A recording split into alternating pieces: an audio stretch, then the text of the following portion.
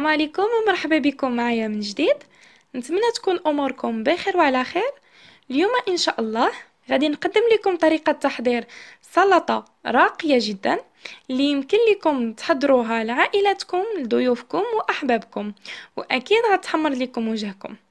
وهاد السلطة من أسهل ما يكون ومكوناتها معروفة وسهلة، وإن شاء الله غادي نشارك معكم جميع التفاصيل خطوة بخطوة. وقبل ما نمروا لتحضيرها، بغيت نشارك معكم صور ديال واحد السلطة حلوة اللي كتجي غزالة واللي دقها عندكم كيحماق عليها، وكذلك يمكن لكم تحضروها لضيوفكم. اللي باقي ما شافش طريقة تحضير هاد السلطة الحلوة، غادي نخلي لكم الرابط ديالها لتحت في صندوق الوصف، اللي بغى يمشي يشوف الفيديو ويستافد منه. ودابا غادي ندوزو مباشرة نتعرفوا على المكونات اللي غنحتاجو لتحضير سلطة اليوم.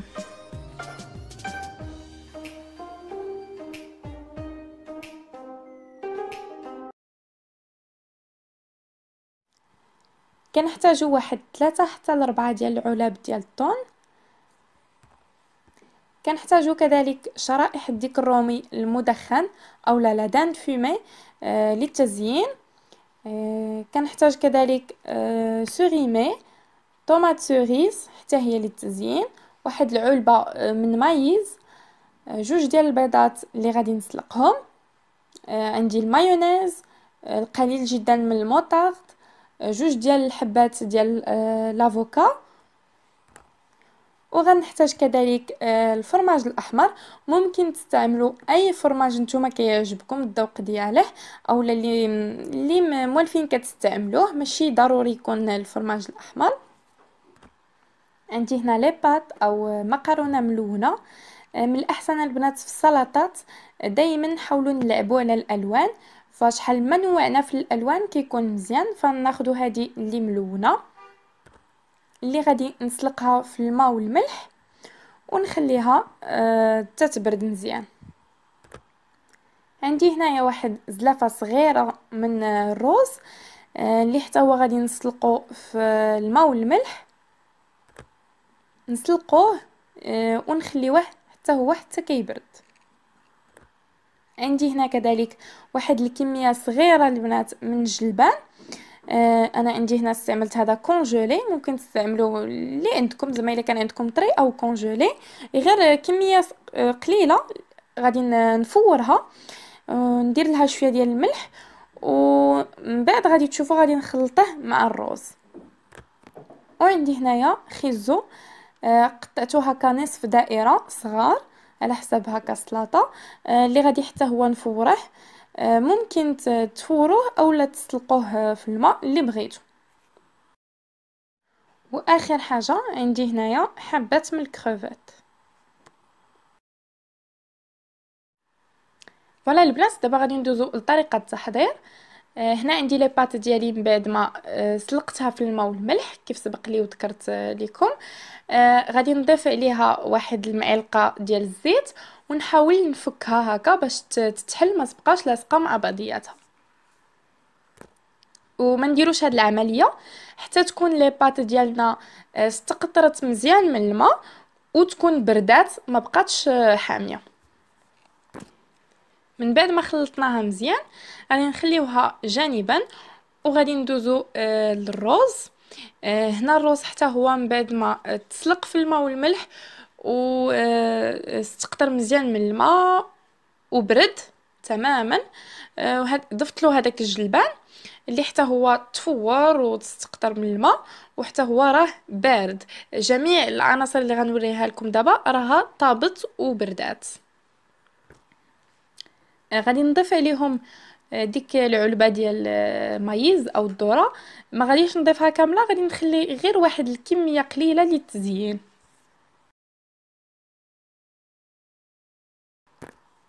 من بعد ما خلطت غادي نضيف عليهم واحد العلبه من الثوم اللي احتفظت شويه بالزيت دياله، ما خويتش كامل داك الثوم، ما خويتلوش كامل الزيت، خليت فيه واحد شويه على ود الرز راه ناشف يخصه شويه ديال الزيت. وغادي نزيد عليهم كذلك المايونيز، وغادي نخلط جميع العناصر حتى يتخلط كلشي مع بعضياته.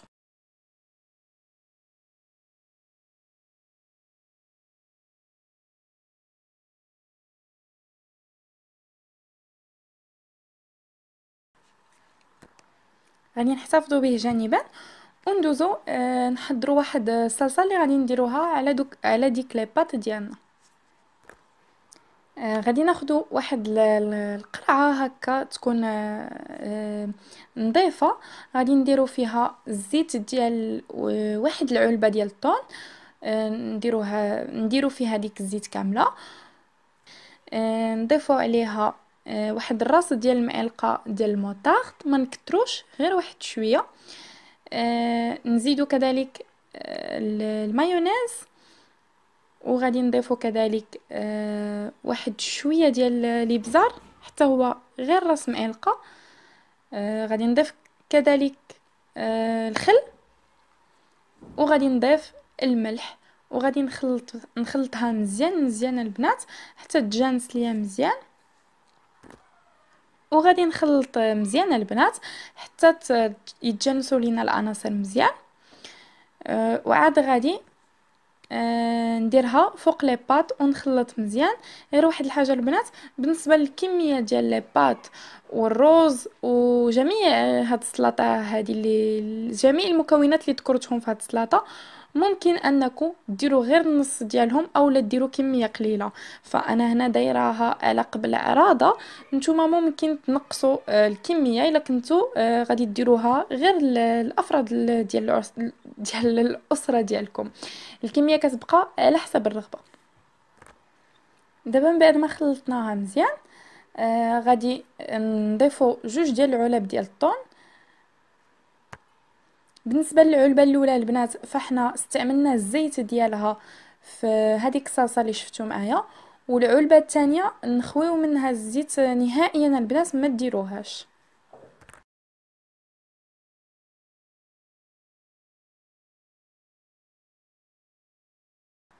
صافي، وبهذا الشكل كتكون عندنا لي بات ديالنا واجده.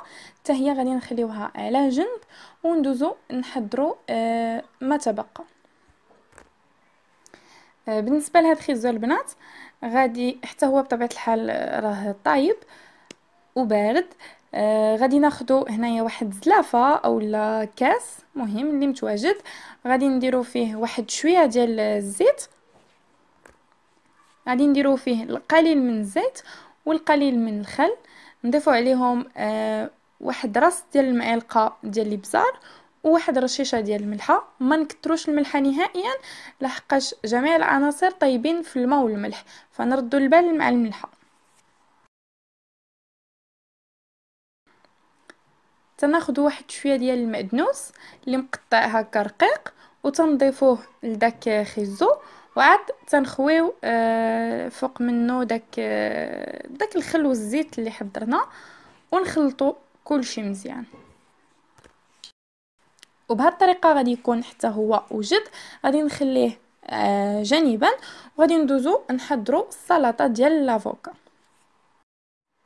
عندي جوج حبات كبار ديال لافوكا اللي غسلتهم. غادي نحيد ليهم، نقسمهم بعدا على زوج، ونحيد ليهم العظم من الوسط. من الاحسن البنات تاخذوا لافوكا اللي ما تكونش قاصحه بزاف، تكون شويه طايبه. ناخذوا لافوكا نحيدوها بهذه الطريقه هذه، ونحتفظوا بالقشره ديالها، حيتاش القشره ديالها فيها فاش غادي نعمروا هاد السلطه هذه. فوالا البنات، من بعد ما حيدت لافوكا من القشور ديالها، قطعتها بهذا الشكل هذا، يعني رقيق بزاف البنات. هنايا عندي حبات من الكروفيت مقطع هكا دي مورسو صغار، وغادي نزيد عليهم ديك لافوكا المقطعه.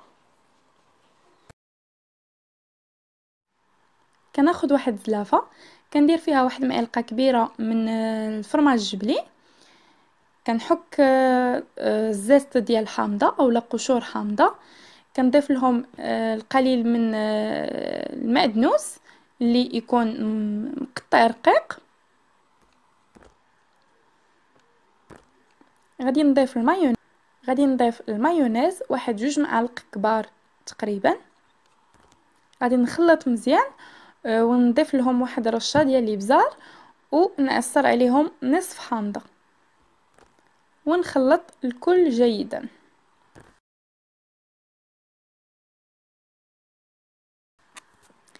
غادي ناخد سوريمي، وغادي يا اما تحكوه في الحكاكه اولا ديروه غير بحال اللي كنديرو انايا هكا.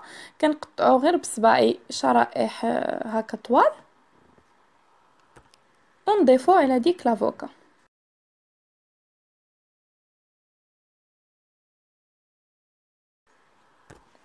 اولا اللي بغى يقطعه دي مورسو كبار بالموس ممكن. غادي ناخد ديك الصلصه اللي حضرت وغادي نضيفها على ديك لافوكا والسوريمي، وغادي نخلطو كلشي جيدا حتى يتجانسوا لينا جميع العناصر. ودابا غادي ناخدو هذاك القشور ديال لافوكا اللي احتفظنا بهم، وغادي نعمرو بهم هاد السلطه ديال الافوكا اللي حضرنا.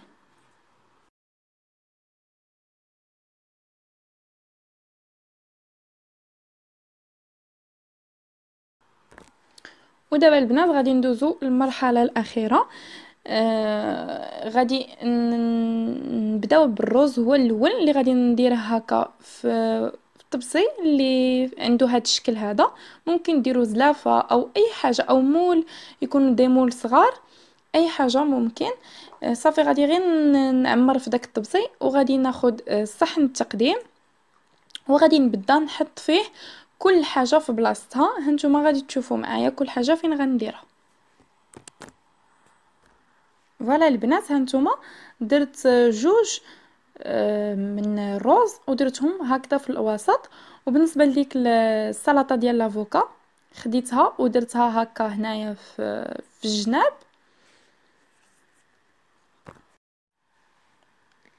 كنديروا داك خيزو البنات هكا في الجناب. غادي نحاول نختصر هكا الفيديو باش ما يجيش فيديو طويل. المهم كيف كتشوفوا في الصوره داك مايز درتو حتى هو في الجناب. وبالنسبه لي بات درتها هكا من كميه اليمن وكميه على اليسار. وغادي نكمل. هنايا عندي البيض اللي سلقته وقطعته بهذه الطريقه هذه اللي معروفه، هذه الطريقه في التزيين. هذا البيض هذا غادي نحطه فوق الرز. وكناخذوا هاد الاعواد هادو غادي ندير فيهم الطوماط سوريز داك الكراب او سوريمي، ويمكن غندير فيهم حتى الفرomاج. وهنايا خديت داك الفرماج الاحمر اللي وريتكم في الاول قطعته هكا دي مورسو اللي يكونوا شويه غلاط. وغادي نزين به هكا فوق من داك لي بات. وهنايا خديت الفجل من بعد ما غسلته وقطعته هكا هكا قطعته شرائح او دواور. وغادي ندورو هكا على الروز باش يعطيني واحد المنظر اللي يكون جميل. دائما البنات السلطات حاولوا تلعبوا غير على الالوان، يعني ديروا الوان اللي يكونوا متنوعين باش يجي المنظر ديال السلطه ديالكم زوين. وهنايا خديت داك لا دان فومي ودرته بهذه الطريقه اللي شفتوا في الفيديو. راه ساهله كنلويه بهذه الطريقه هذه باش يجي يعطي واحد المنظر مورد. وغادي نديرو هكا في الوسط. صافي دابا ما بقى ليا غير نزين بدوك الاعواد اللي قلت لكم غادي ندير فيهم الطوماط سوريز وسوريمي. هانتوما غتشوفوا فين غادي نديرهم. فوالا هانتوما البنات، وخديت هذوك الاعواد وغرستهم في لي بات من الجوانب. وهنا خديت الكروفيت وغادي نزين به فوق من ديك السلطه ديال لافوكا. كيجي المنظر صراحه رائع وغادي تعجب الضيوف ديالكم. وحتى اللذه البنات راها كتجي سلطه زوينه ومتنوعه ومفيده غنيه. نتمنى تجربوها وتنال الاعجاب ديالكم. بالنسبه لهذوك الجوانب اللي بانوا لكم دابا حطيت فيهم هكا دي مورسو ديال داك السوريمي هكذا باش نزيدوا واحد المنظر جميل.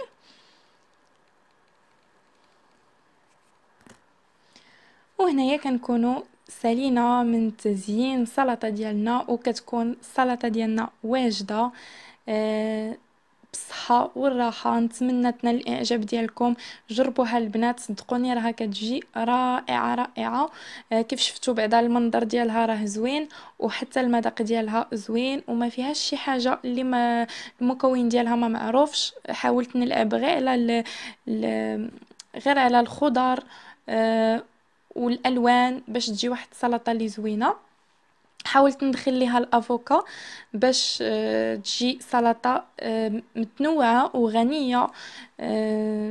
تقدموها في عراضات الضيوف ديالكم، او غير العائله ديالكم.